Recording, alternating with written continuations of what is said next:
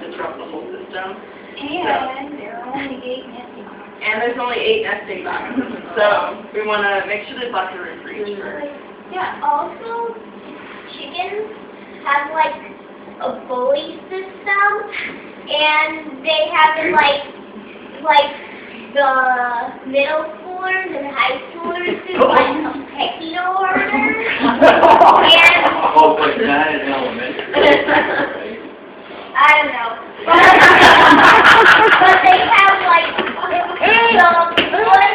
the coolest chicken is, like, at the top, and it's at lower chickens, and it's, like, Dottie, the most aggressive one, has, like, this mean look in her eyes, and she goes toward the other chickens and starts pecking at them. And some